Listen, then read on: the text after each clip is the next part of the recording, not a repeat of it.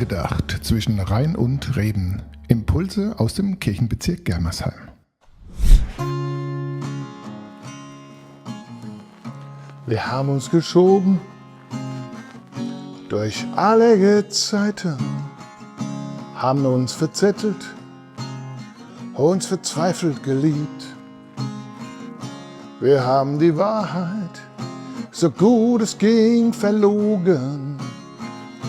Es war ein Stück vom Himmel, dass es dich gibt.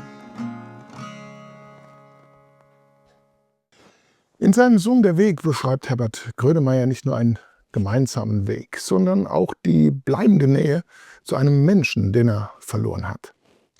Der Song hat er seiner Frau gewidmet, die an den Folgen einer Brustkrebserkrankung gestorben war. Er beschreibt hier eine Liebe, die weitergeht. Eine Liebe, die weitergeht, auch wenn jemand nicht mehr greifbar ist. Ein Weg, der weiter durchs Leben geht, trotz schmerzlicher Erfahrung. 2026, mit dem Jahresanfang, beginnt auch ein neuer Weg für dich und für mich. Hinter uns liegen Begegnungen mit Menschen, Erfahrungen, Entscheidungen. Manche davon waren schwer, manche voller Dankbarkeit und voller Licht. Du hast den Raum mit Sonne geflutet, hast jeden Verdruss ins Gegenteil verkehrt.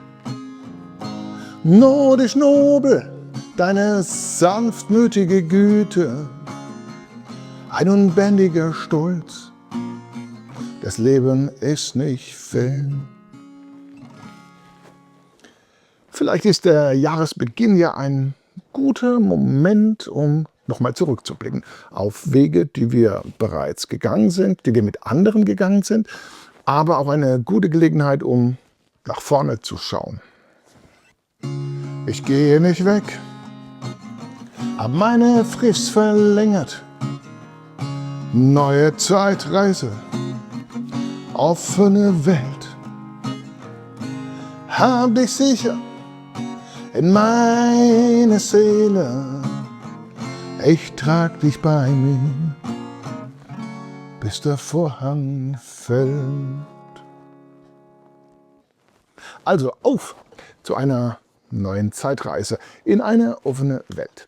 Auf zu neuen Wegen, mal krumm, mal gerade, mal allein oder mit anderen. Aber am besten voller Mut und Gottvertrauen. Denn wir dürfen glauben, dass Gott für uns da ist. Gegenwärtig mitten in unserem Alltag.